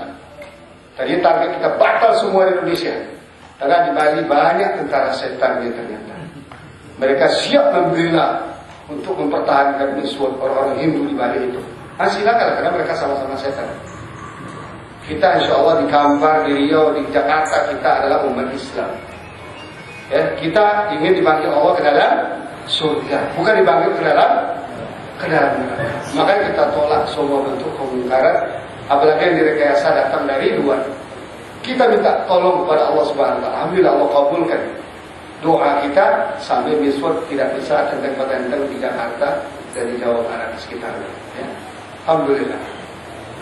Dan ia karena sebuah komitmen ubudiyah kita secara totalitas kepada Allah. Semua sisi kehidupan bukan hanya di masjid, tapi termasuk di jalan, di pasar, tempat kerja, bahkan di toilet pun kita dalam ubudiyah kepada Allah. Maka Rasulullah mengajarkan bagaimana tata cara masuk toilet. Tidak boleh keluar dari zikrullah, tidak boleh keluar dari mengingat Allah, memuji Allah. Coba kita lihat, ternyata doa itu 24 jam di mana saja, ya kan? Kalau menurut logika kita, masuk masjid wajar pakai doa. Tapi masuk toilet, masuk tempat kotor, kenapa pula pakai doa gitu kan? Nah, itulah sistem Allah yang komplit. Tidak ada satu detik pun kecuali Allah siapkan aturannya yang mengatur kehidupan kita. Tidak ada satu sisi pun kecuali Allah ciptakan sistemnya untuk kita. Kemudian kaum muslimin rahimahullah, apa yang harus kita minta kepada Allah? Allah jawab ayat berikutnya, ihdinas siratal mustaqim. Yang kita minta pertama kali jalan yang lurus, yakni al-Islam. Al-Islam alladzi ja'a bi Muhammad sallallahu alaihi wasallam. Islam yang dibawa oleh Nabi. Bukan Islam yang dibawa oleh Mirza Ghulam Ahmad. Di sini banyak Ahmadiyah sedang di gambar ini. Bukan Islam yang dibawa oleh Syiah, oleh Yahudi, Abdullah bin Sabah. Bukan Islam yang dibawa oleh aliran-aliran sesat seperti ingkarus sunnah, tak percaya kepada sunnah. Tidak. Tapi Islam yang dibawa oleh Nabi Muhammad sallallahu alaihi wasallam. Maka perlu kita belajar hadis, belajar sirah beliau. Seperti apa? Bagaimana sholatnya, bagaimana zakatnya, bagaimana ibadahnya, bagaimana hajinya, bagaimana jihadnya, bagaimana dakwahnya, bagaimana suami istrinya, anak pada bapak kepada anak, tetangga, itu semua ada. Al-yawma akmaltu lakum dinakum wa atmamtu alaikum ni'mati wa raditu lakum al-Islam dinan. Sudah Allah sempurnakan.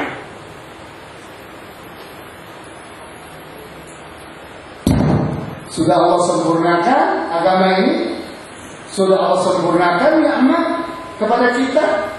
Kemudian Allah ridho pula dari kepada kita. Pijak pangkat dan kita dapat kalau kita aduk Islam yang komplit, Islam yang sempurna.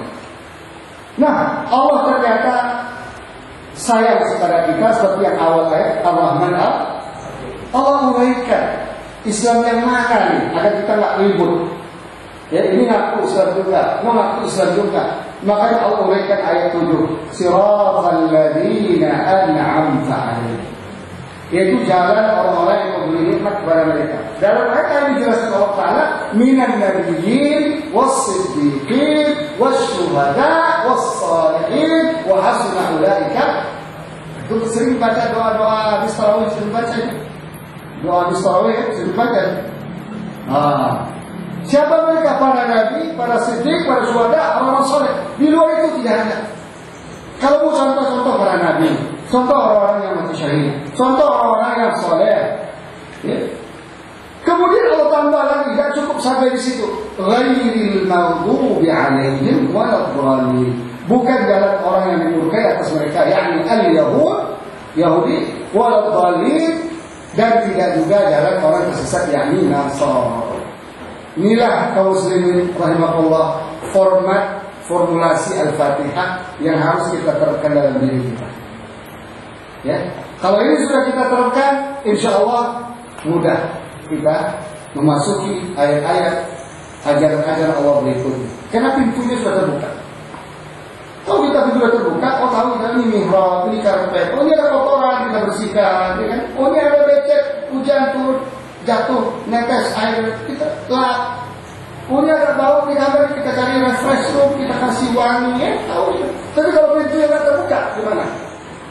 Celuk-celuk, ini jauh-jauh gitu. Betapa banyak sekarang orang lihat Islam itu begini, ha? Apa tuh? Ya kan? Dilihat orang kayak mulai, apa tuh? Dilihat orang puasa Senin Kamis, apa tuh? Dilihat orang lomba kalau masjid, apa tuh? Semua dia lihat dari jauh kan, nggak tahu kan? Karena dia nggak pernah masuk. Kaum muslimin rahimahullah, ghairil maghdubi alaihim, bukan jalan Yahudi, bukan jalan Nasrani. Mari kita buktikan hari ini. Hari ini Islam kita sudah bercampur baur dengan Yahudi dan Nasrani. Dalam hadis dikatakan, la tattabi'unna sunana man kana qablakum shibran bi shibrin. Kamu akan ikuti nanti umat akhir zaman akan ikuti sunnah-sunnah, ajaran-ajaran orang-orang sebelum kamu. Siapa mereka? Yahud dan Nasrani kan? Kan sebelum kita kan ada Yahudi dan Nasrani dulu kan? Yang Allah dulu, yang Allah turunkan dulu. Wa in dakhalu, ya, sekenati pun mereka masuk lubang biawak, ya. Kenapa pun mereka tadi dipaksa-paksakan demi mengikuti cara-cara mereka, demi mengikuti cara mereka. Lalu sahabat bertanya, siapa mereka? Apa Yahudi Nasrani ya Rasulullah? Rasulullah kata, "Fanahum." Kalau nggak Yahudi Nasrani siapa lagi? Ya Rasulullah. Sekarang mari kita buktikan. Hampir seluruh hidup kita sekarang bercampur baur dengan Yahudi Nasrani, termasuk dalam masjid, termasuk dalam pernikahan, termasuk di dalam pemerintahan. Hampir 90% itu Yahudi Nasrani sistemnya. Ya kan? Ini kita masyarakat aja nih, contoh pernikahan yang paling enak itu contoh pernikahan. Dulu saya pernah diundang. Ya, saya ingat saya dulu beberapa tahun yang lalu, 10 tahun yang lalu. Ustaz, tolong dong cara nasihat nikah. Terang saya mau nikah walimah gini. Ini boleh. Tapi sekalian 7 bulan katanya. 7 bulan. Maksudnya apa ini? Saya bilang 7 bulan. Saya kita orang Sumatera nggak tahu kan 7 bulan apa. Ternyata anaknya udah hamil 7 bulan baru nikah kan. Jadi sekalian buat acara 7 campur aduk kan. Oke, ini mereka memang orang-orang kejawen, orang-orang yang tak tahu Islam dengan nama, dan tidak mau tahu Islam. Kemudian ada Islam yang benar, mereka tolak. Ini bukan Islam Indonesia. Alasan mereka bukan Islam Indo. Jadi mereka maunya Quran ini diparmak, Islam itu diparmak sesuai Jawa, sesuai tradisi yang berkembang dari nenek moyang mereka, yang Hindu dan Buddha. Oke, itu harus jauh. Tapi ada yang lebih menarik lagi kalau kita amati. Kita yang ngaji nih. Kita yang rajin baca Quran ini, kita yang rajin ke masjid ini, masalah 5 waktu sehari. Kalau sudah nikahkan anak, sudah masuk Yahudi Nasrani. Panggil penghulu, nikahkan secara Islam, akad, ya kan? Walinya, bapaknya, saksi, keluarga, nikah. Udah selesai. Mulai foto-foto, lihat, mulai foto masuk Yahudi. Foto-foto, ya kan? Campur-campur bau, ya. Habis itu sesi walimah, mulai dari musik, organ tunggal, organ triple, organ apa namanya, organ tubuh, organ apa namanya, mulai penyanyi datang, tidak sepanjang jalan ada saya membina, mulai dangdut, apaan umat kita ini. Padahal udah dimulai dengan Islam ya, dicampuri dengan ajaran agama lain. Kalau kita mau menikah dari A sampai Z Islam. Boleh hiburan, ada hiburan syar'i, wanita sama wanita, laki sama laki, tapi lagu ini jangan dangdut. Pakai celana jeans, pakai you can see begitu dah.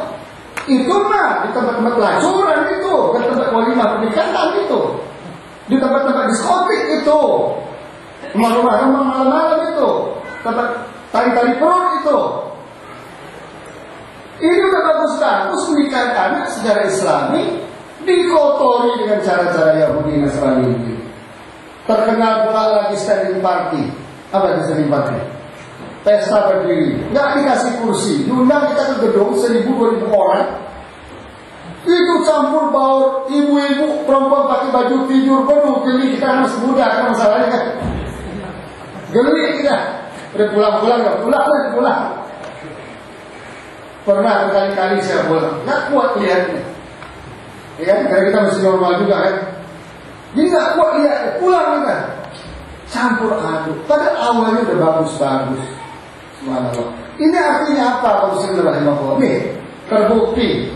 Al-Fatihah ini soal Fatihah ini. Ghairil maghdubi alaihim walaupun kita agamanya bercampur dengan Yahudi dan Nasrani. Begitulah seterusnya. Makan berdiri dengan tangan kiri sambil ngobrol. Setan semua di sini. Makan kiri kan setan baik. Setan. La takulu bisyimal, illa syaitan yakulu bisyimal. Rasulullah katakan jangan makan dengan tangan kiri. Karena makan kiri itu setan merokok pula dengan kiri lagi. Dua setannya. Setan rokok sama setan makan.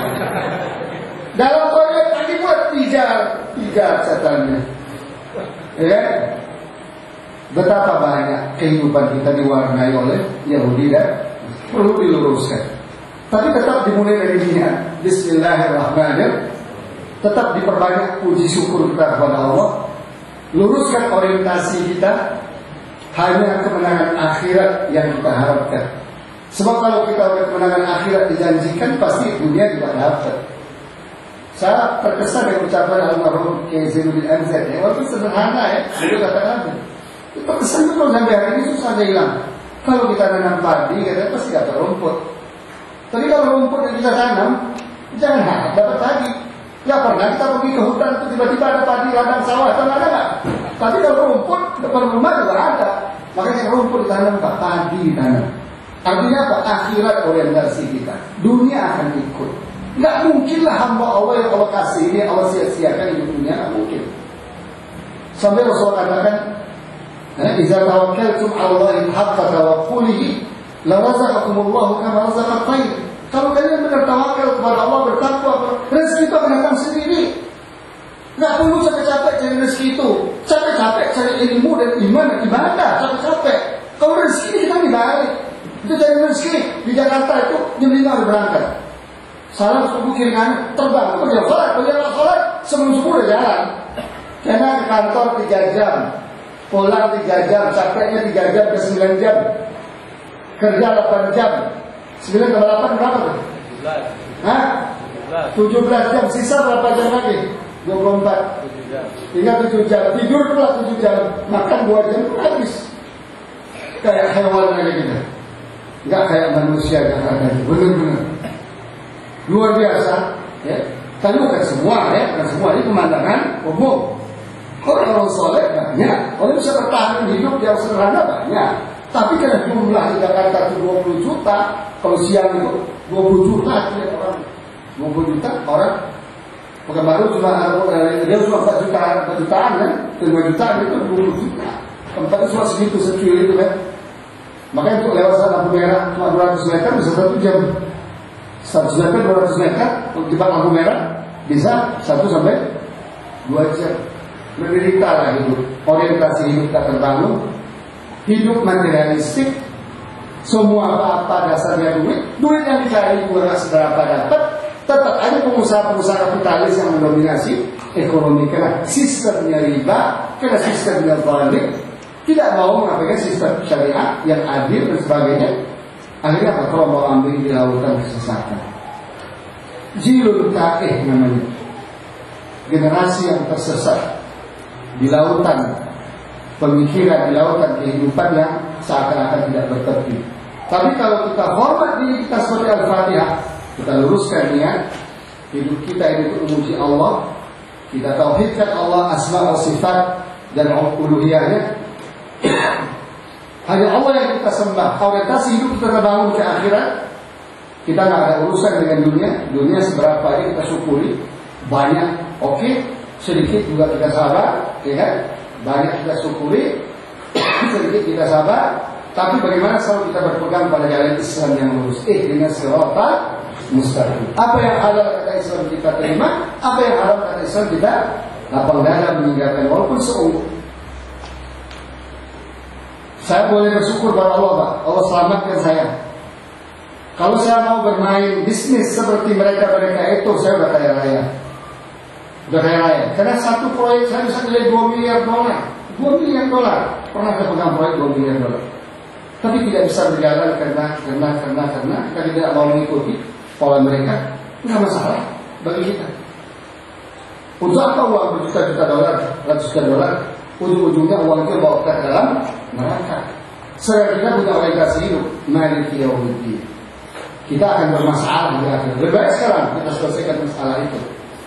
Ya, kita selesaikan masalah itu sekarang, sehingga nanti ketika Allah cabut nyawa kita termasuk yang diucapkan oleh Allah melalui malaikatnya, ya ayyatuhan nafsul mutmainnah, irji'i ila rabbiki radiyatan mardiyah, fadkhuli fi ibadi wa kulli jannatin.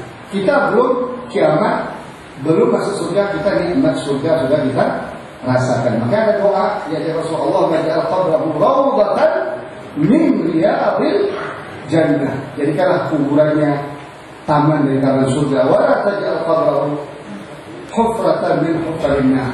Jangan jadikan kuburnya satu lubang dari sekian lubang api neraka. Nah ini adalah Allah jelaskan format Al-Fatihah ini jelas. Makanya Al-Fatihah itu menjadi surat yang penting. Sudah menjadi kebiasaan umat kita apa-apa Al-Fatihah. Baca Al-Fatihah benar itu benar. Cuma sayang pemahamannya yang perlu ditingkatkan, perlu diluruskan. Implementasinya dalam ini. Ketika kita baca Al-Fatihah, Bismillahirrahmanirrahim. Kita ingat, sudahkah saya luruskan niat saya hanya beramal ibadah ini kepada Allah Subhanahu wa Ta'ala. Ketika baca Ar-Rahmanir-Rahim, rasakan nikmat Allah yang luar biasa kepada kita boleh disebutkan tadi. Ketika melewati Alhamdulillah Rabbil Alamin, kita puji Allah dengan semaksimal yang kita bisa, dengan seikhlas yang kita lakukan, dengan lisan, dengan hati, kemudian dengan perbuatan. Kemudian ketika kita baca Ar-Rahmanir-Rahim, kita ulang kembali betapa besar nikmat Allah. Tanpa nikmat Allah, kita tidak akan bisa jadi apa-apa dan tidak bisa berbuat apa-apa. Kemudian kita bisa melewati maliki yaumiddin, bangun orientasi hidup akhirat kita. Yang penting saya akhirat selamat. Insya Allah dunia juga akan selamat. Tapi kalau kita mikirin duit, mikirin rumah, mikirin mobil, itu yang dipikirin nyangkut gitu. Tiba-tiba orang nyangkut macet di jalan, nggak nyampe dia mati dalam kondisi seperti itu. Innalillahi wa inna ilaihi raji'un, tempatnya akan menuju neraka. Kemudian selalu menyembah kepada Allah, konsisten ibadah kepada Allah, khususnya salat. Ya. Rukun-rukun Islam yang 5 jangan sama sekali dilalaikan. Karena kalau ini sudah kita lalaikan, bagaimana pula dengan bagian-bagian Islam yang lain yang lebih berat lagi? Sekarang kita tanya, kerja tiang lebih berat atau kerja atap yang lebih berat? Kerja tiang yang lebih berat karena dia menampung semua. Itu kan? Artinya kalau tiang sholatnya kita ini nggak kuat, nggak akan bisa menampung semua yang lain. Maka Rasul katakan as-salatu limaduddin. Faman aqama faqad aqama ad-din wa man taraka faqad hadama ad-din. Orang yang berantakan sholatnya pasti berantakan keislamannya. Sealim apapun dia, hatta Quran semua kepalanya juga menjus. Tapi kalau sholatnya berantakan, akan berantakan nilai-nilai keislaman. Nah kemudian perlu kita minta tolong kepada Allah, selalu minta tunjuki jalan lurus. Islam yang dibawa oleh para nabi, para siddiqin, syuhada, wassalihin. Dan Islam yang tidak tercampur baur dengan ajaran agama apapun, wabil khusus agama Yahudi dan Nasrani. Itulah yang sekarang mendominasi kehidupan kita. Semakin jelas bagi kita formulasi Al-Quran ke depan, makanya Alif Lam Mim Allah jawab, Alif Lam Mim, kalau kalian mau seperti itu, zalikal kitab. Ini Alkitab ini. Ya, Allah katakan kitabnya ini bukan lewat Taurat, bukan lewat Injil, bukan lewat Das Kapital, bukan kitabnya Surah Al-Qur'an, Harun Nasution dan sebagaimana manusia lain, tapi kitab Allah Al-Munazzal. Diturunkan Allah, tanzilun min Rabbil Alamin. Diturunkan dari Allah Rabbul. Dan begitulah terus cerita Al-Qur'an ini semakin menarik dan live, interaktif. Makanya dengan cara ini insyaallah akan bisa menggugah pikiran dan hati kita. Bila pikiran hati kita bersatu untuk memahami dan mengamalkan Al-Quran ini, insya Allah tidak akan ada jalan yang bisa menghambat kita. Tidak ada rintangan yang akan bisa menghambat kita. Kita akan berjalan versi Quran Allah sebagaimana jalannya para sahabat, para tabi'in, tabi'in yang memintadirahum bi ihsan ila yaumiddin. Baik, kalau ada pertanyaan kita terbuka sesi tanya jawab deh.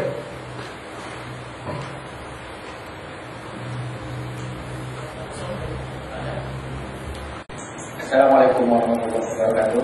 Waalaikumsalam warahmatullahi wabarakatuh. Terima kasih Ustaz. Di sini menanyakan sebagaimana yang Ustaz utarakan tadi masalah Ar-Rahmanur-Rahim. Apakah diri kita atau perjalanan kita ini, niat kita ini sudah lurus? Di sini sedikit menyimpang berkemungkinan masalah hukum negara dan hukum agama. Bahwa kalau kita kaji sedikit sejarah daripada perkembangan kemerdekaan kita, ada berdasarkan Pancasila. Yang merumuskan Pancasila itu kalau kita dengar itu adalah pada umumnya dari orang umat Muslim kebanyakan. Kemudian kita terjabarkan baca isi daripada Pancasila itu sudah bernuansa Al-Quran. Kemudian masalah hukum ini kenapa di Indonesia ini orang Islam atau orang petinggi, orang alim ulama ini tidak bisa memberikan suatu komitmen terhadap negara kita ini, bahwasanya negara ini supaya tidak terjadi kekeliruan yang Ustaz katakan tadi, agar hukum ini diislamkan. Demikian, terima kasih. Assalamualaikum warahmatullahi wabarakatuh. Waalaikumsalam warahmatullahi wabarakatuh. Begini Pak, ini kan pertanyaan yang muncul sesaat dari orang-orang yang menginginkan Islam sebagai agamanya, Islam sebagai manhajul hayat, Islam sebagai sistem hidup, Islam sebagai way of life. Kemudian saya balik bertanya, dia bertanya begini berapa persen Bapak? Dia bertanya kayak Bapak ini, dari 80% orang Islam, katakanlah 150 juta, 200 juta katakan orang Islam Indonesia, berapa persen cuma yang bertanya seperti itu? Saya nggak yakin lebih dari 10-15% Pak yang bertanya seperti itu. Ya kan? Artinya apa? Kesadaran untuk berislam secara kafah itu belum banyak di kita. Ini yang menjadi hambatan. Kalau soal negara udah rasa Pancasila 45 itu lah tergantung kesepakatan, bisa diganti, bisa dibuang. Itu masalah, itu kan bukan Quran itu kan. Yang nggak bisa dibuang, nggak bisa diganti itu Al-Quran.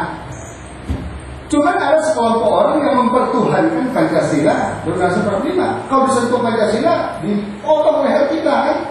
Tapi Quran injak-injak, siapa yang motong leher mereka? Nah, Mesir contoh yang paling konkret Pak. Mesir yang menjadi ini.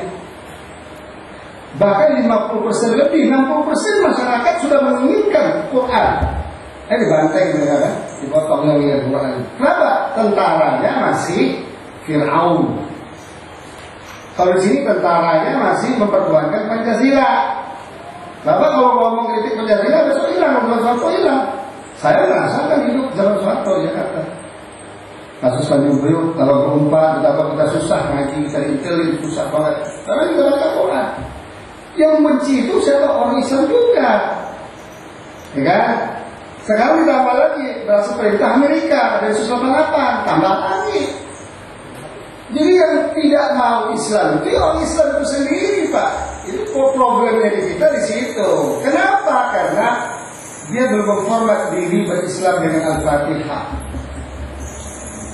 Orang kalau sudah terformat diri seperti Al-Fatihah, niatnya sudah lurus, kenal Allah beramal, dia sudah mentauhidkan Allah, itu sudah selesai perkara Pak. Dia sudah terbangun orientasi hidupnya akhirat. Dia sudah tahu mengikuti sistem ibadah Islam. Dia hanya menyadarkan diri kepada Allah. Islam para nabi, bukan Islam versi Amerika, versi Yahudi. Sekarang Islam versi Amerika. Kalau dulu versi Belanda, sekarang versi Amerika. Amerika bilang kalau ada orang yang ingin mereka cari Islam, anggaplah teroris, bunuhlah dia. Itu Amerika kan? Ya kan? Sekarang itu terjadi di sini. Di mana ada sebuah Islam terjadi? Jadi kita harus realistik melihat Pak. Jadi apa sesungguhnya umat kita ini? Umat kita hari ini antara ada dan tiada. Dibilang ada, bilang ada. Makanya perlu diluruskan dulu yang ada itu. Dengan Al-Fatihah yang diluruskan dulu. Kerja kita dakwah dulu Pak. Kita luruskan. Dari 20% nanti berkembang. 20% ini nggak sepakat pula lagi. Ribut pula lagi antara partai ini, partai itu, kelompok itu. Sepakat aja ya, Mesir nggak selesai berarti nggak sepakat kan? Makin enak mereka mencari caranya, yang ini menjilat kepada pemerintah, yang ini anti pemerintah, ini diaduk-aduk begitu aja. Kita tidak anti pemerintah. Sekali-kali saya katakan, saya tidak anti pemerintah, tapi saya kasihan pada mereka. Karena hukum yang mereka buat itu hukum menuju neraka. Selain Quran sudah mesti tahu kita menuju surga itu ya ini kan, cuma mereka salah paham. Selalu salah paham. Kalau kita mengasih tahu bahwa kita ingin menegakkan syariat Islam, dibilang wajib anti negara, anti Pancasila.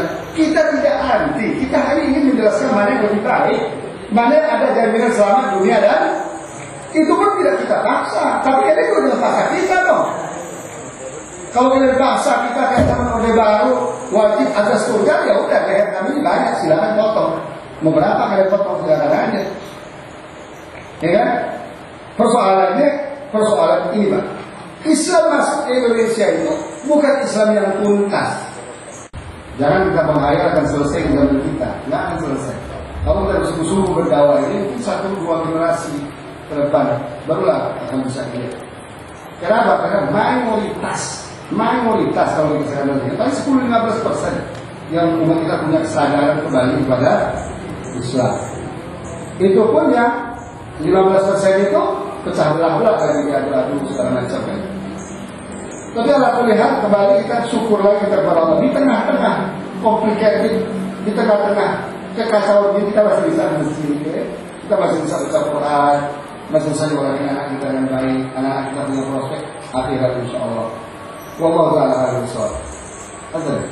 Kita tutup dengan baca kafaran bukti subhanallah wa bihamdik asyhadu an la ilaha illa anta astaghfiruka wa atubu ilaik. Wassalamualaikum warahmatullahi wabarakatuh.